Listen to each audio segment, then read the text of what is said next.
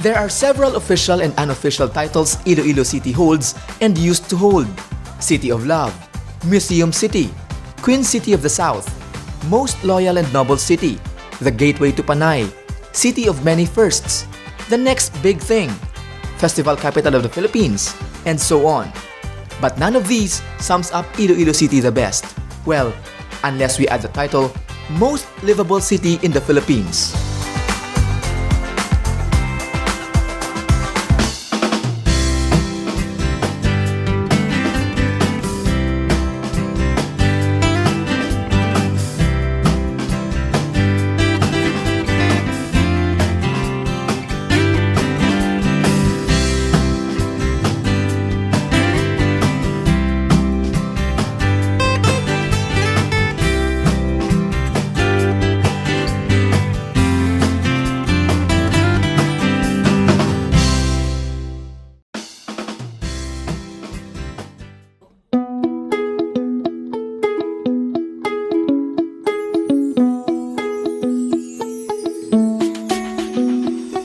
The concept of a city's livability varies from one person to another, from one culture to another.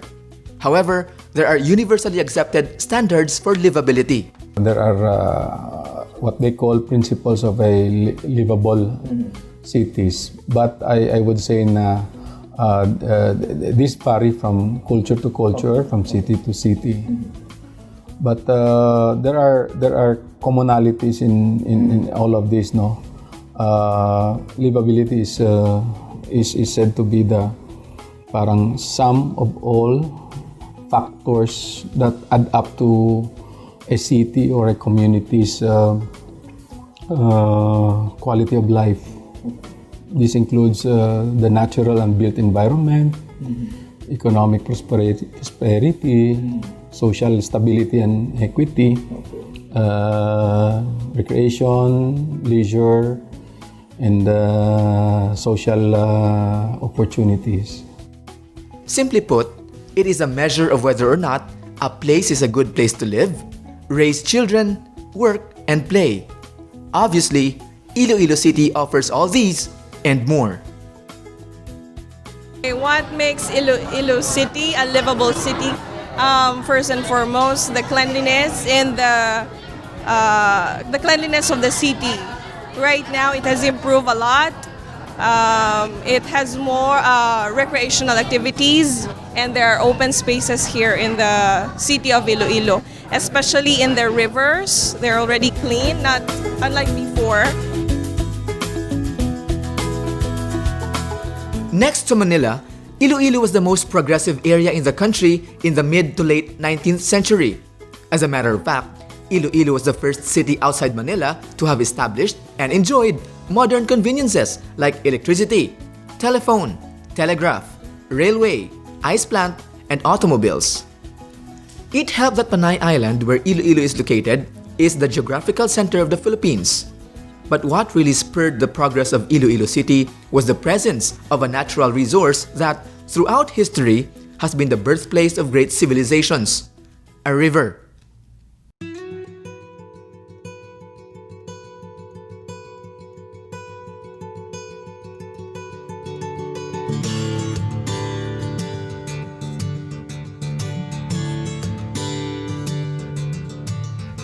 The Iloilo River is an 11-kilometer stretch that starts from the town of Oton up to the Iloilo Strait.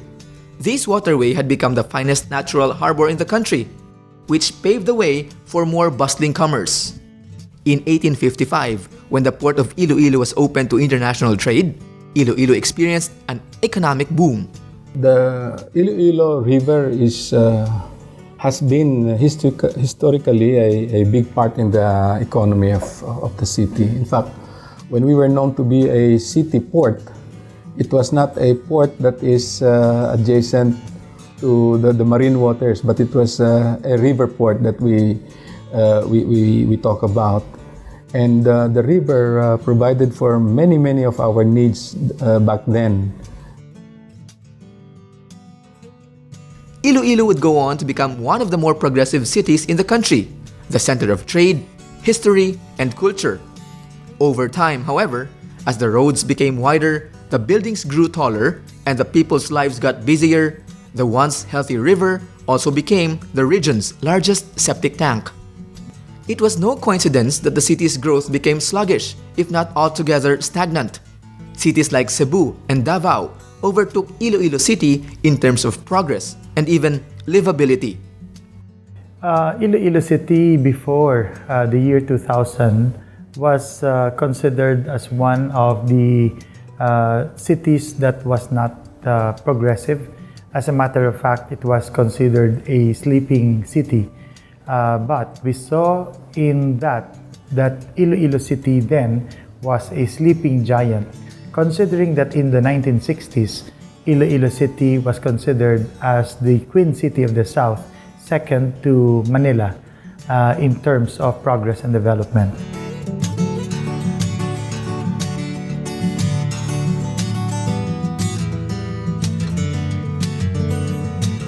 They say knowing the problem is half the solution, so the city government wasted no time in thinking of plans to bring Iloilo City back to its rightful place.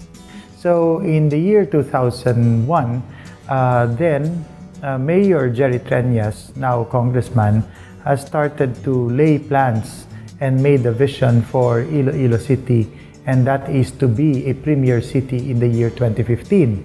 So when I became mayor in 2010, what I did was to start implementing those plans that were laid. The plan to become a premier city looked good on paper, but for Iloilo City to reclaim the title it unofficially relinquished to Cebu, the government officials had to start somewhere. Then they realized that the answer just lay right smack in front of them. In the near future, we're looking at the development of the river as a venue for tourism.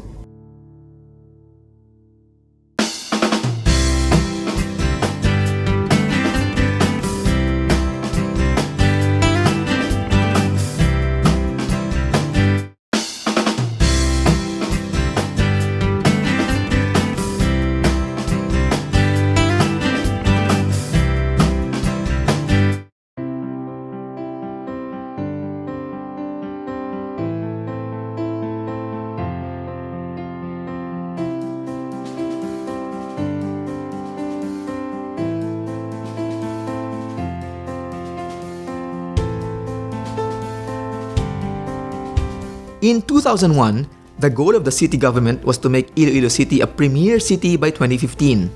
They came up with a master development plan, and central to this was the renaissance of the Iloilo River.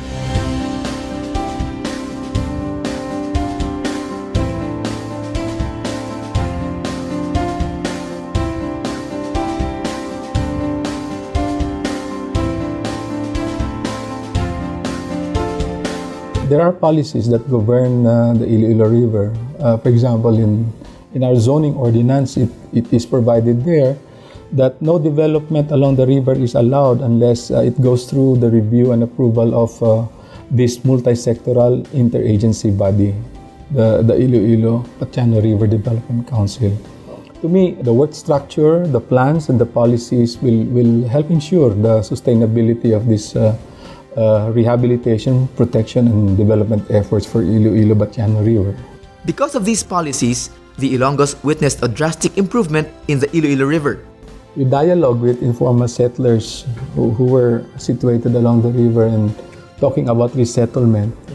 The move came with a plan to set up a subdivision in an area that is flood-free, in an area that is accessible to public transport, and always within 7 kilometers within the city center.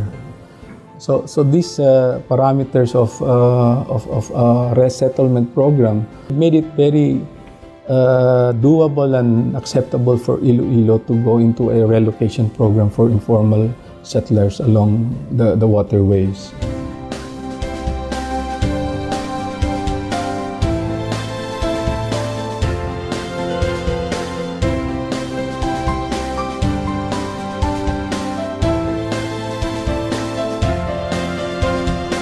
We have been commended for what in several contests for the initiatives that we have been doing, particularly in awareness raising and making people aware to take care of Iloilo River. Now, we have not been commended yet for, bringing back Iloilo River to its original status, no? Like good. Okay? So this is still ongoing, and we aim to continue with the promotion. One big help is the esplanade itself. You see, in the past, there were issues about people not having access to the river. With the esplanade, people began to appreciate the river because maybe for the first time they were able to experience the river by walking through it. The awards were merely a validation of the city's conscious effort to resurrect the river. It was the chain reaction of positive change that came with these that validated these efforts.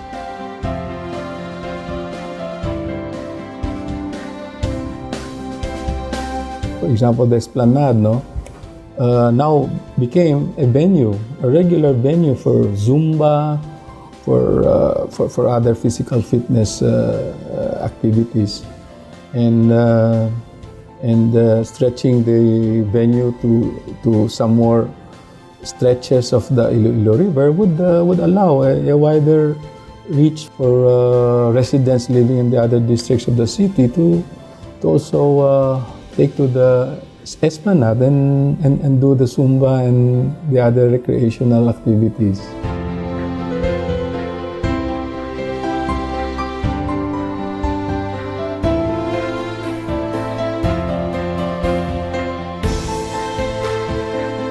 In the near future, we're looking at the development of the river as a venue for tourism.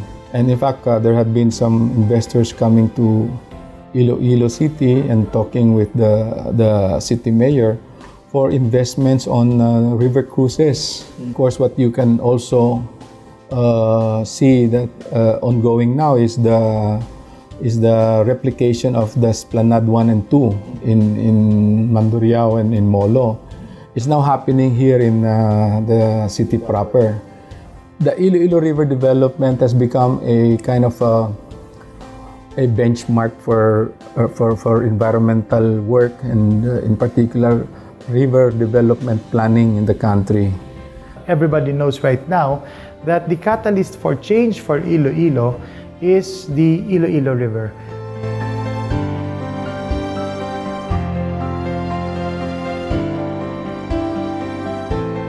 Cleanliness is like our showcase to the world.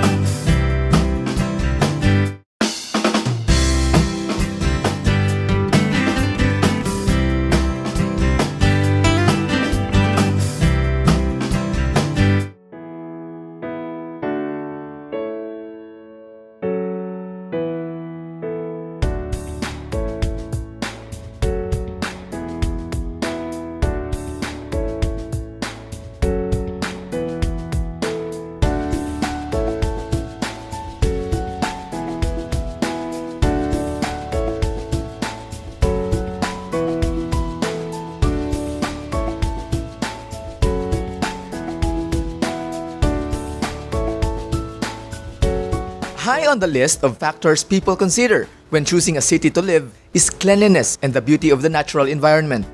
Locals and visitors alike agree that this is one area where Iloilo City has improved by leaps and bounds in the past few years.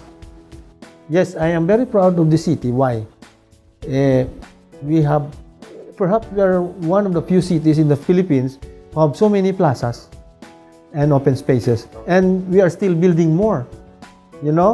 Esplanade 1, and then Esplanade 2, etc. We still have green spaces. Not to mention the district plazas. Those are open areas, those are green areas. But then, of course, we have also urban greening programs here. We collaborate with the DNR to do some planting in schools and in vacant areas. There is what we call an urban design consciousness, and this is something that the mayor is very passionate about.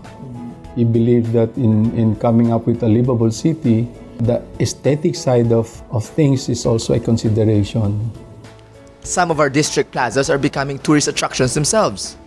In Molo District, the parish of St. Anne, one of the most famous landmarks of Iloilo City because of its beautiful Gothic architecture and twin spires, has a new rival in popularity, at least as the subject of photographs.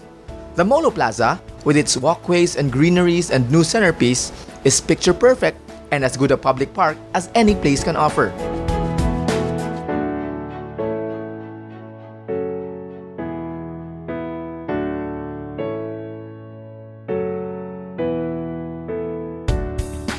The La Paz Plaza is one of the greener plazas in the city and a haven for sports enthusiasts too.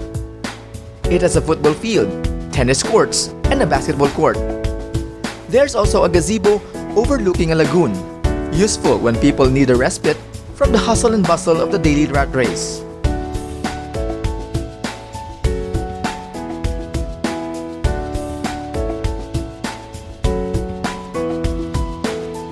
The good news is, the city's plans do not end there. Beautification is not just some mantra coined for the sake of convenience. It's actually happening. Aside from the longest linear park in the country, the Iloilo Esplanade 1, there's also the Iloilo Esplanade 2 adjacent to it, and the Esplanade 3, which is expected to change the landscape of the Muellilone area in the city proper.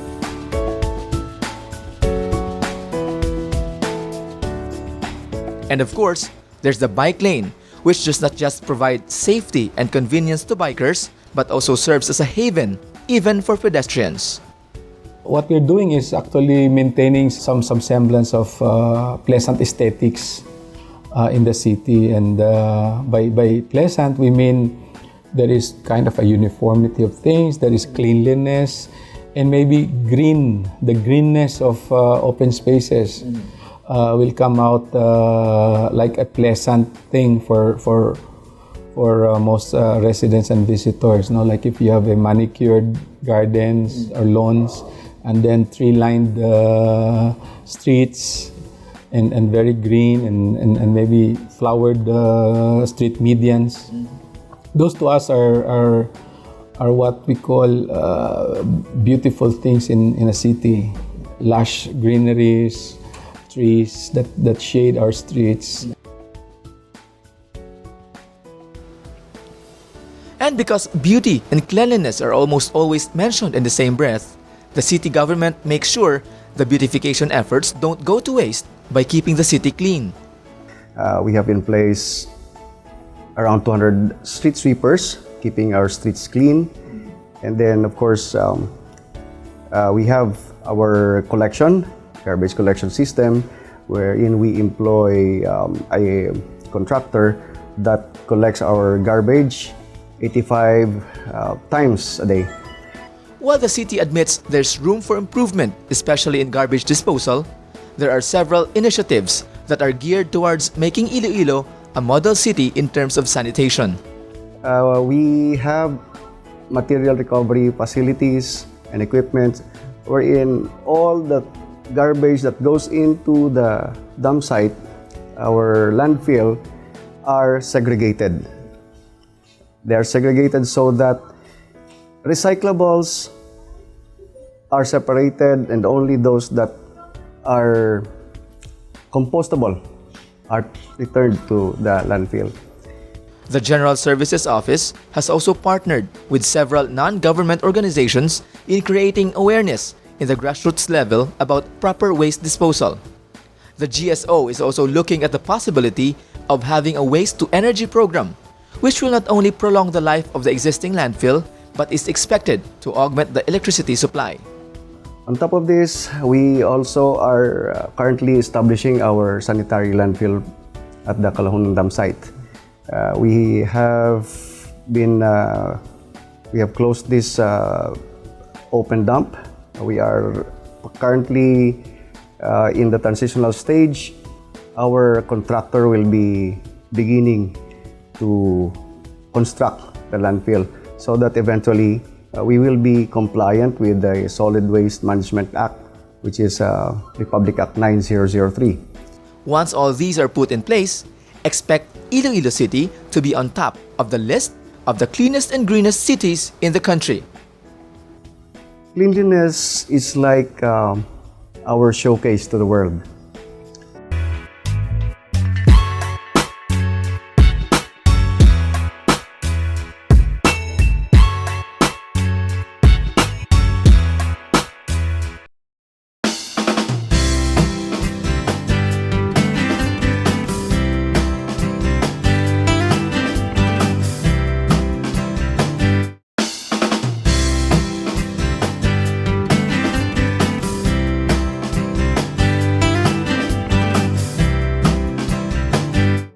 I'm proud that Iloilo City is smoke-free. It shows the government's concern for its people. Besides, the lifestyle fits everyone. You can do sports and still enjoy the nightlife. It's more fun here in Iloilo City. Indeed, when the city government decided to implement the anti-smoking ordinance, it did not set out to create just a good impression to visitors.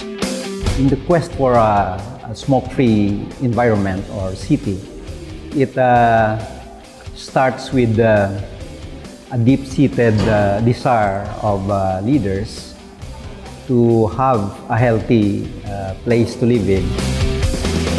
Right now, the city, through the ICAST, is strictly enforcing the anti-smoking ordinance in public places and the regulation of selling of cigarettes. Violators face hefty fines, and some even face jail time. This practice has put Iloilo in the Hall of Fame for winning 3 consecutive Red Orchid Awards.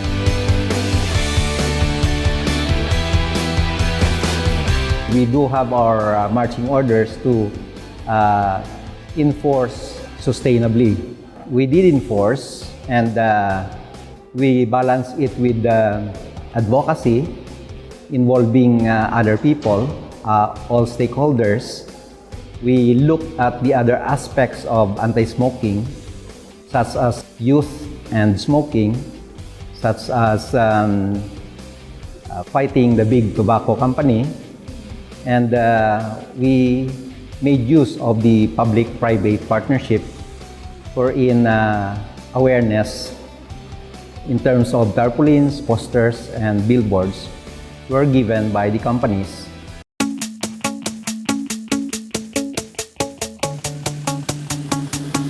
To further discourage people from smoking, sports and leisure activities are being actively promoted. In Iloilo City, there is no shortage of running events, from those sponsored by huge companies to NGOs and even those organized by the government like the Charter Day Fun Run. Running enthusiasts always have something to look forward to.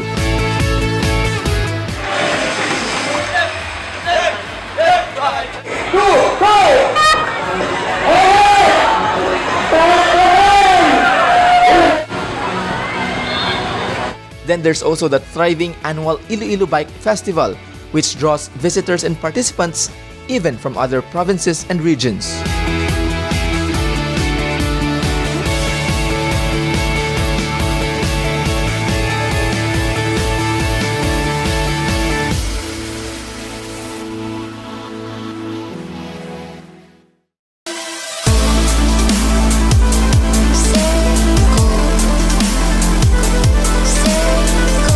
For those whose checklist of must-haves include an active nightlife, Iloilo City has more than enough. The Smallville area in Mandurriao is a one-stop shop for party files. But during special occasions or when there's overwhelming demand, even a mall's parking lot instantly turns into a gigantic dance floor.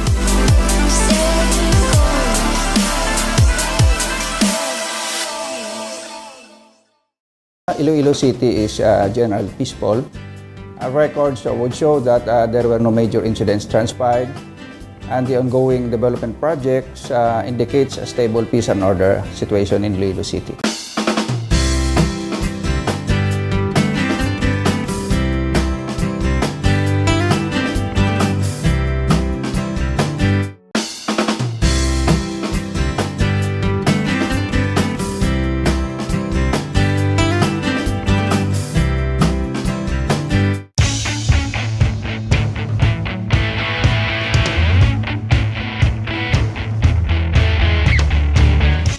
Of course, Iloilo City is known as the city of love, di ba? So, ang mga tao diri is very hospitable and gina sila open, gina sila sa mga visitors. Tapos, ang Iloilo City is peaceful city, gina siya low ang crime rate. Tapos, of course, ang business, di subong as you can see damo na di sa mga nag-arise nga business. So, mas damo di ang job opportunities diri sa Iloilo, and of course ang traffic hindi di gawa heavy gid bala like sa mga other cities like that.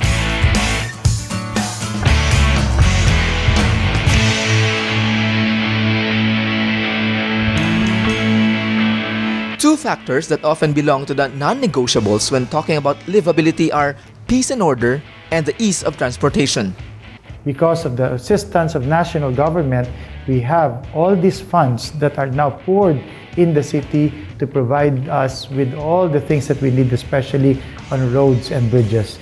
We have now the coastal road, we have the diversion road, we have the circumferential road, we have the radial roads.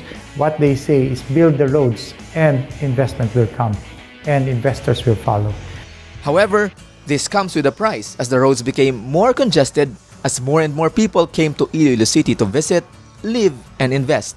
There is already a lot of vehicles, different types of vehicles that are traversing our roads. So now we have a lot of ordinances as well that are regulating those transportation modes of transportation. So we have our perimeter boundary ordinances, which regulates our public utility jeepneys, and as well as for our private modes of transportation. Then we also have, if there is a need, we have ordinances that also cater to the needs that are important for specific occasions or specific areas. The road widening projects helped ease the flow of traffic at the main thoroughfares, but most pedestrians and motorists have the new traffic lights to thank. Yes, actually, as of last year, as well as of June 2014, we also have installed a total of 12 traffic lights in different intersections, and it has helped a lot. And last January, we have started reminding both our PUJs, our public utility vehicles, and as well as our passengers or the motorists with regards our loading and unloading areas. We have painted and identified them for ease of our travelers and as well as for our public utility jeepneys so that they know where to load and unload. The city has a long way to go before it can claim to have the best managed traffic system in the country.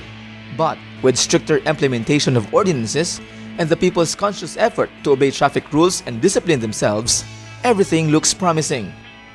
Yes, I believe that Ilonggos are very well disciplined. Sometimes there are just those that probably they're new or probably they are tourists, that we have also our traffic enforcers, traffic aides to assist them.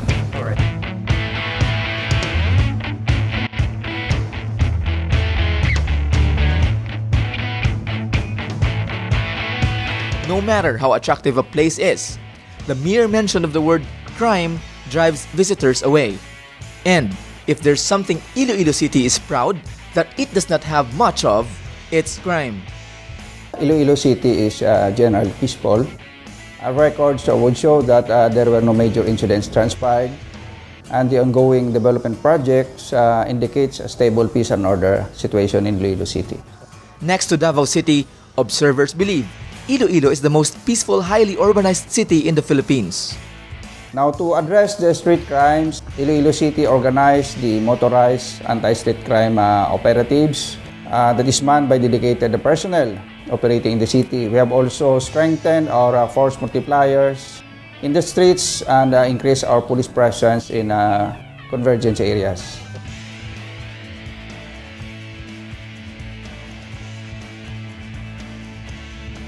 Iloilo City initiated best practices to sustain peace and order.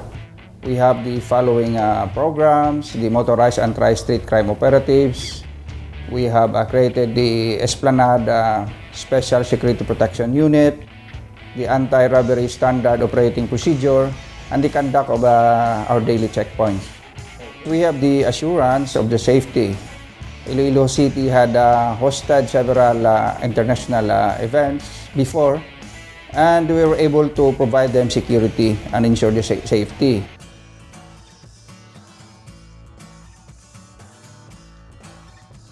To bolster the police force, the city government purchased motorcycles for additional police visibility, as well as a new patrol car for each police station in all the districts. At the Esplanade area, these police officers are keeping an eye on the leisure walkers using their segways.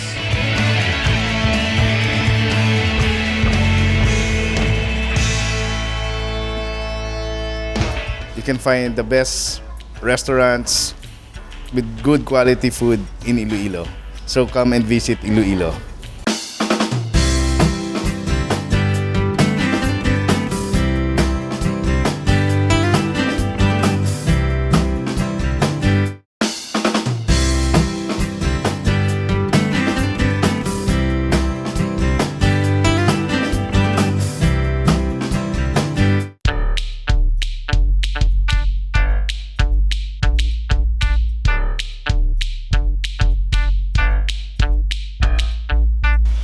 Iloilo City has a lot of university, and most of the university offered a world-class quality of education.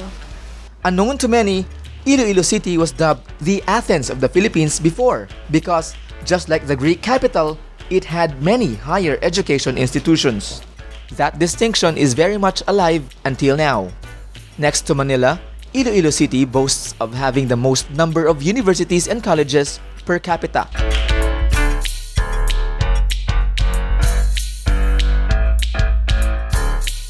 And to prove that our universities are at par with those in the national capital are the hundreds of top-notchers in various licensure exams, as well as some of the pillars in government service who were Iloilo educated.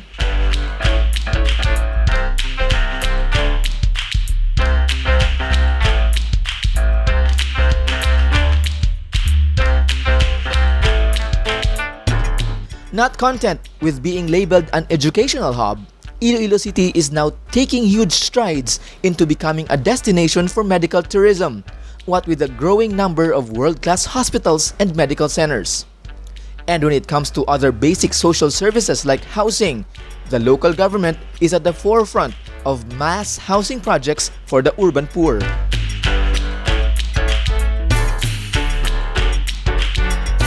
Proof are the several relocation sites for informal settlers.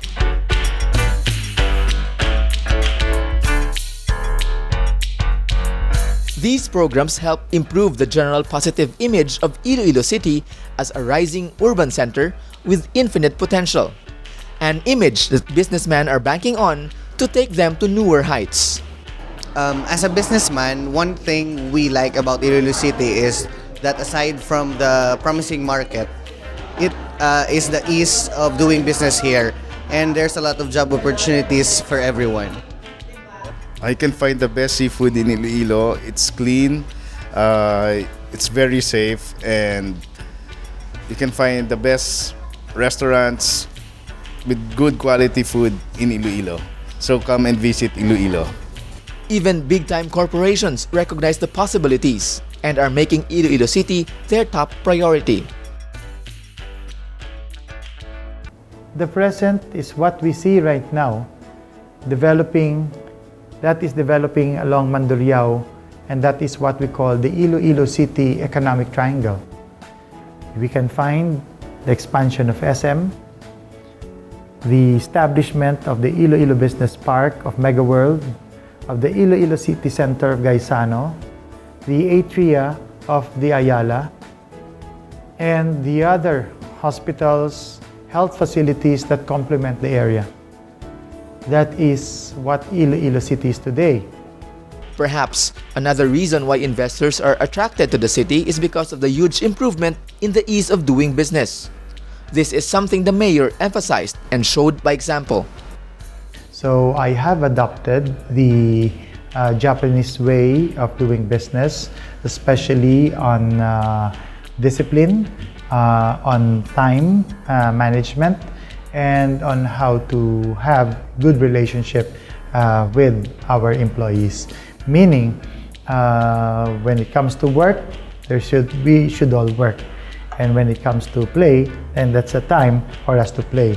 But during work, we really have to produce outputs. And this is the kind of management style that I brought being a public servant.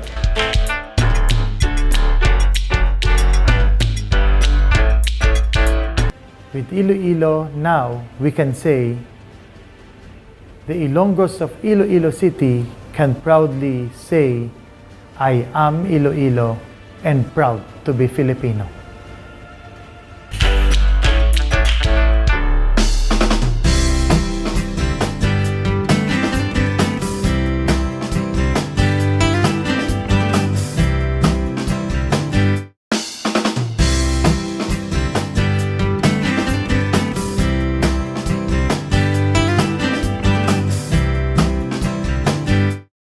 Despite the progress and growth it is experiencing, Iloilo City has not abandoned its rich history as seen through its old structures, mansions, and churches.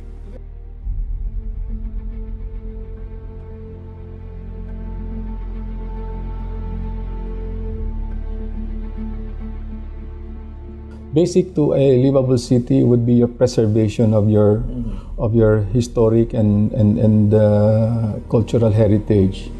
And what comes to mind when you say that for Iloilo is the preservation of your heritage buildings, your Art Deco commercial buildings in downtown Iloilo, your Balay na Bato in Molo and Arevalo, and your mansions with sprawling gardens in Haro.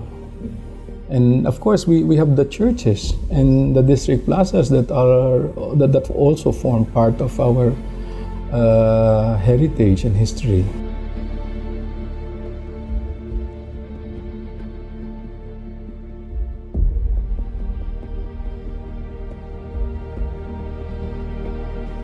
Indeed, everything is being done with conscious efforts, from the consultative approach to the public policy making, to preserve the culture and respect the architectural fabric of the place, and by adhering to certain policies that are in place. Has an ordinance that prescribes certain construction and development guidelines for certain districts in the city with heritage buildings. In 2014, Iloilo City joined a contest called the Livable Cities Design Competition, which was funded in part by the USAID. Its main purpose was to identify and give recognition to LGUs that are doing well in terms of making their cities livable. We were able to come up with designs that to them appeared very doable. What impressed the judges were the inclusion of the restoration of our heritage buildings in the comprehensive land use plan.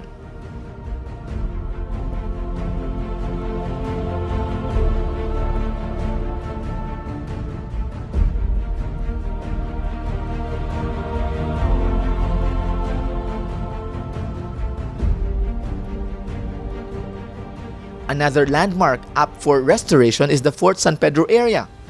The old fortress will be given a much-needed facelift, complete with a breakwater. In the design contest, the Iloilo Freedom Grandstand will also be relocated 180 degrees to face the Iloilo River.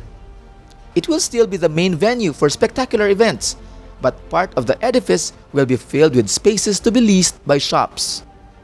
And to occupy the area it will vacate is the beautiful Sunburst Park right across from the old Customs House. It will be called the Iloilo City Government Center. To complete the transformation, the city will put up a rivercraft pavilion at the area where the old slaughterhouse in Molo used to stand. Of course, the city also presented its centerpiece for progress, the Iloilo Convention Center. And what made Iloilo City win? A set of proposals that were in fact already on the pipeline, and they were very realistic. As good as these plans are, there's something even better. The fact that they might actually come to fruition. And the best thing is, there might be more to come. A sports arena, probably, a theme park, and an industrial area like an export processing zone or an industrial zone to provide jobs and opportunities for blue-collar jobs. So these are things that we don't have now that we will have in the future. And that is what Iloilo City is all about. So we have come a long way from being a sleeping giant. We have awoken from our deep slumber and are raring to get back into the action. This administration has shown the political will to do what is morally right rather than what is politically correct. So we started to put everything in place according to order. We provided alternatives to those that we have removed, and we have built the structures for investments to come in, and that those are the necessary elements that made Iloilo City today the #1 livable city in the Philippines.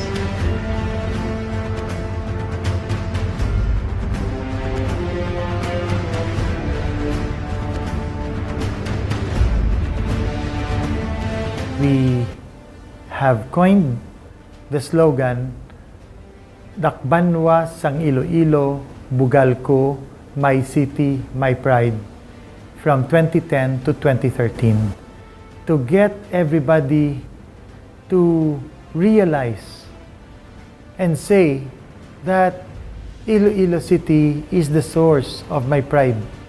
And I have a responsibility to maintain and to sustain what is happening all around me. So that is why with Iloilo now we can say the Ilonggos of Iloilo City can proudly say, I am Iloilo and proud to be Filipino.